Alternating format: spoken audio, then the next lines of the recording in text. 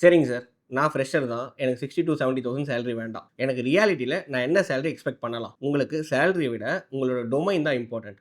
நீங்க ப்ராப்பரான டொமைன சூஸ் பண்ணுங்க. Salary comes secondary. ஓகே. ப்ராப்பரான டொமைன சூஸ் பண்றீங்க அப்படின்னா, 2.5 லேக்ஸ்லேருந்து 5 லேக்ஸ் பெர் ஆனம் வரைக்கும் நீங்க எக்ஸ்பெக்ட் பண்ணுங்க.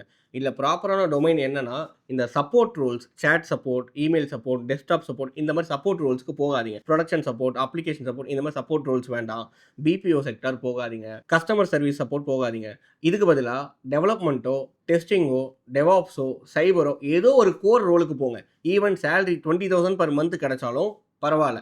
இதுல உங்களுக்கு எக்ஸ்பீரியன்ஸ் ஒரு 2 to 3 இயர்ஸ் கெயின் ஆனாலே உங்களுக்கு நல்ல வேல்யூ கிடைக்கும். நீங்க அத விட்டுட்டு இந்த சப்போர்ட் ரோல்ல எனக்கு மாசம் ரூ. 30,000 சேலரி குடுக்குறாங்கன்னு எடுத்தீங்கன்னா, நெக்ஸ்ட் 5 இயர்ஸ் கழிச்சு நீங்க ஒரு 40,000 to 45,000 தான் போயிருப்பீங்க. பட் ப்ராப்பர் கோர் ரோல்ல போகும்போது, இப்ப அது 15,000 20,000 இருந்தாலும் கூட 4, 5 இயர்ஸ்ல உங்களோட சிடிசி வந்து 20 லேக்ஸ் பெர் ஆனம் வரைக்கும் டச் ஆயிடும்.